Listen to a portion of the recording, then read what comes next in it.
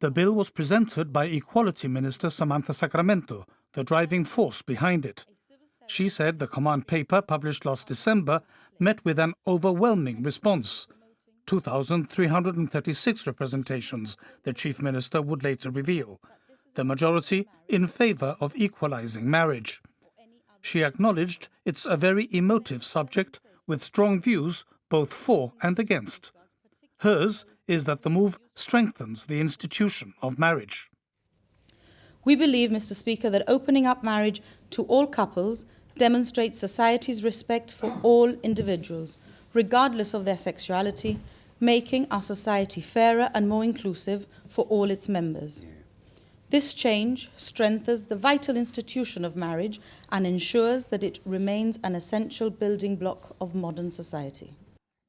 Both sides of the House allowed a free vote, and Elliot Phillips set the tone for the opposition, welcoming the minister's speech and the manner in which the bill had been taken to Parliament.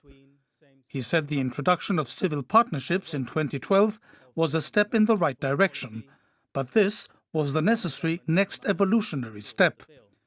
He was critical, however, of a clause in the bill that allows deputy registrars to opt out of conducting a same-sex marriage ceremony. In my view, those charged by the state for conducting civil marriages cannot simply refuse to perform their public duty because of their beliefs. The marriage registrar and the deputy registrar are public officials, and as such, they must conduct marriages that are permitted by our laws. Various other opposition MPs raised the same objection. Among them, independent member Marlene Hassan Naon, who would go on to table an ultimately unsuccessful amendment. For once, though, opposition leader Daniel Feetham found himself siding with the government. Mr. Speaker, Gibraltar is a very small community. It is a tolerant community. In Gibraltar, we have learned to live with each other, different religions, in a melting pot that is Gibraltar. Indeed, the Gibraltarian people have grown out of this melting pot. And the stability that we have in our society comes from tolerance.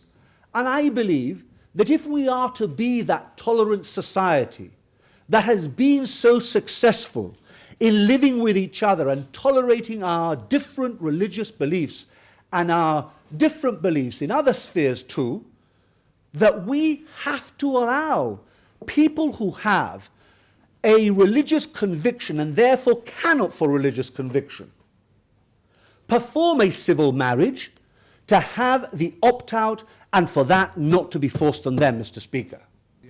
On the central issue, though, there was unanimity. My own view is that this bill is precisely about equality. It is our duty to ensure that the same avenues and procedures are available for mixed-gender couples, are also made available to same-sex couples as well. That is the bottom line.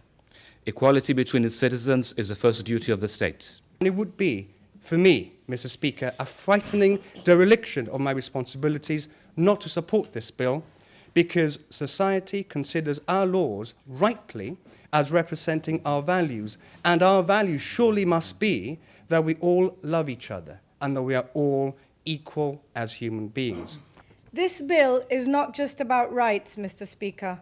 It is also about doing what's right.